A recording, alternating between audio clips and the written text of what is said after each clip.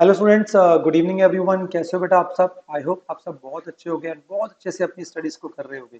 चलिए जी, फाइनली अब CA institute ने आपकी एग्जाम्स की डेट्स आपकी अनाउंस कर दी हैं। 11 जैन से आप सबको पता है आपके एग्जाम्स हैं, ठीक है। अब वो सारे बच्चे जो जैन अटेम्प्ट के लिए, ठीक है, सीए इंटरमीडिएट में है, तो बेटा आपके लिए अगर आप बोथ ग्रुप दे रहे हो तो ये टाइम बहुत क्रूशल टाइम है आपका। बिकॉज अब आपके लिए अप्रॉक्सीमेटली आपके पास, अगर आप चेक करो, 21 से 31 दिसंबर तक आपके पास अप्रॉक्सीमेटली सिर्फ 100 डेज आएगा यहाँ। अब इन 100 डेज के अंदर आपको अप्रॉक्सीमेटली मेरे हिसाब से आपको मिनिमम 2 या 3 रिविजन करनी चाहिए। और ये 2 या 3 रिविजन आप कैसे कर सकते हो, उसके लिए थोड़ा सा मैं आपको थोड़ा सा गाइडेंस देने आया हूँ यहाँ पर। चलिए जी, आइए जी हम स्टार्ट करते हैं। ठीक है जी, मैं अज्यूम कर रहा हूँ, वैसे तो मुझे उम्मीद है आप सबने रिविजन स्टार्ट कर दी होगी, फिर भी मैं अज्यूम कर रहा हूँ कि आप 21 सितंबर से लेकर 20 नवंबर तक क्या कर सकते हो, अपनी फर्स्ट रिविजन को प्लान कर सकते हो। फर्स्ट रिवीजन का मतलब क्या हो गया? 60 डेज। 60 डेज आपके पास बहुत सुफिशियंट टाइम पीरियड होता है। लाइक आपके पास 6 सब्जेक्ट्स हैं, तो 10 डेज अगर आप देते हो, आपके बहुत सुफिशियंट टाइम है, आप आराम से रिवाइज कर सकते हो। 10 डेज का मतलब पता है बेटा आपको? अगर डेली बेस पे भी, क्योंकि आप बहुत ग्रुप पढ़ रहे हो, 12 आवर्स आप स्टडीज करते हो, तो अप्रॉक्सीमेटली 120 आवर्स हैं आपके पास। और 120 आवर्स आपके लिए बहुत सफिशियंट होते हैं आपके एक सब्जेक्ट को प्रिपेयर करने के लिए। ठीक है, सेकंड डिवीजन आप क्या कर सकते हो? सेकंड डिवीजन के अंदर आप आराम से 40 डेज के अंदर अपने आप को प्रिपेयर कर सकते हो। 40 डेज में फिर दोबारा रिवीजन करने का मतलब क्या? डिवाइड बाय 6, मतलब 6 to 7 डेज आते हैं आपको एक सब्जेक्ट को प्रिपेयर करने के लिए। 6 to 7 डेज का मतलब क्या? अप्रॉक्सीमेटली आपके पास 70-75 आवर्स है एक सब्जेक्ट को फिर दोबारा रिवाइज करने के लिए, जो कि एक सफिशिएंट टाइम पीरियड होता है।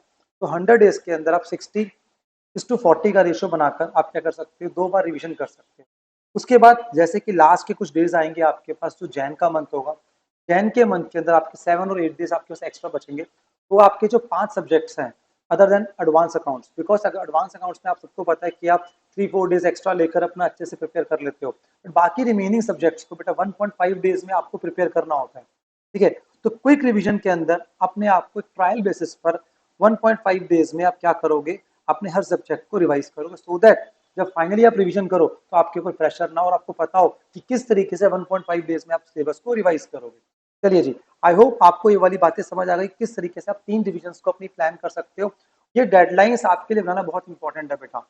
चलिए जी, उसके बाद अगर हम बात करें कि अब जब आप रिवीजन कर रहे होगे तो किस तरीके से आप रिवाइज करोगे पूरे अपने कोर्स को। यहाँ पे बच्चे कभी कभी मुझे आके बोलते हैं कि सर हम ना जो है सब्जेक्ट वाइज अपने आप को प्रिपेयर कर रहे हैं, तो यहाँ पर मैं बोलूंगा बेटा सब्जेक्ट वाइज प्रिपेयर करने की आपको कोई जरूरत नहीं है।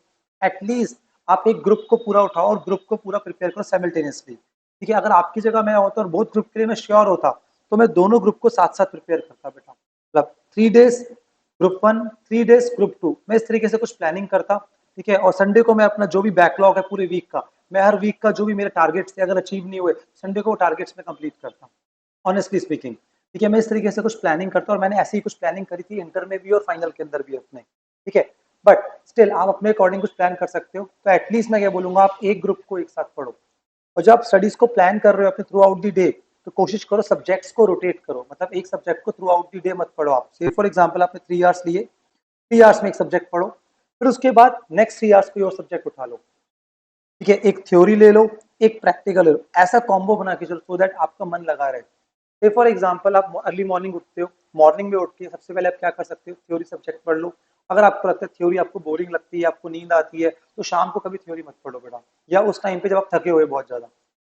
आप जब बहुत थके हुए हो उस पॉइंट ऑफ टाइम पर वो सब्जेक्ट पढ़ो जो आपको बहुत ईजी लगता है, या वो टॉपिक जो आपको बहुत आसान लगता है। और जिस पॉइंट ऑफ टाइम पे आपको लगता है बहुत रिलैक्स हो, बहुत अच्छा फील कर रहे हो, तो वो सब्जेक्ट उठाओ या वो टॉपिक उठाओ जो आपको बहुत टफेस्ट लगता है। उस टाइम पे आपका माइंड जो है अच्छे से एक्टिवली काम कर रहा होगा। ठीक है जी, तो ये कुछ बातें आपको ध्यान रखनी है। जो आपकी लास्ट रिवीजन होगी ना बेटा, वो आप कर सकते हो सब्जेक्ट वाइज। पहली 2 रिविजन्स मैं हमेशा बोलूंगा कोशिश करो बोथ ग्रुप को साइमल्टेनियसली लो, मेरी फर्स्ट प्रायोरिटी है। या फिर बोथ ग्रुप आप नहीं मैनेज कर पा रहे, एटलीस्ट पूरा एक सिंगल ग्रुप लो, इसको आप अपना प्रिपेयर करो, फिर उसके बाद सेकंड ग्रुप करो। बिकॉज जब आप जितना गैप देते हो किसी सब्जेक्ट के अंदर एक ग्रुप के अंदर, तो उससे आपके कनेक्शन टूटते हैं और कॉन्सेप्ट कभी कभी आप भूल जाते हो। ये प्रॉब्लम्स भी होती हैं, आपको पता होना चाहिए बेटा ये वाली बात। ठीक है जी, बाकी आपको अपने अकॉर्डिंग जो भी इसके अंदर चेंजेस करने हैं, जैसे भी करना है वो आप कर सकते हैं बेटा। एक लास्ट पॉइंट जो मुझे डिस्कस करना था वो क्या, दैट इज आपको थ्रू आउट दी आपका जो भी आप स्टडीज करोगे, आप रिविजन करोगे, तो रिविजन के अंदर प्लानिंग लेके चलना आपके टेस्ट की भी। टेस्ट में बहुत ज़्यादा टाइम डिवोट भी नहीं करना आपने। ठीक है, आपको एटलीस्ट 2 से 3 टेस्ट जब सेकंड रिवीजन कर रहे होगे तो वो टाइम भी उसके लिए स्पेयर करना, कि हर सब्जेक्ट के 2 से 3 टेस्ट आपको देने हैं। तो आपके मॉक टेस्ट होंगे वो आप दे सकते हो, तो एटलीस्ट 2-3 टेस्ट आप दे दोगे तो आपको कॉन्फिडेंस आएगा पेपर का पैटर्न क्या होता है। बाकी आप क्या कर सकते हो, अगर आप टेस्ट पेपर नहीं भी दे रहे हो तो एटलीस्ट जो भी पास्ट ईयर के क्वेश्चन आए हुए हैं या एमसीक्यू क्वेश्चन है उनको देख लेना बेटा आप। ठीक है जी, चलिए जी, बस इतना सा मैंने गाइडेंस देनी थी आपको। मैं उम्मीद कर रहा हूँ आप अच्छे से प्रिपेयर करोगे और अपने बोथ ग्रुप क्रैक करोगे। थैंक यू वेरी मच बेटा।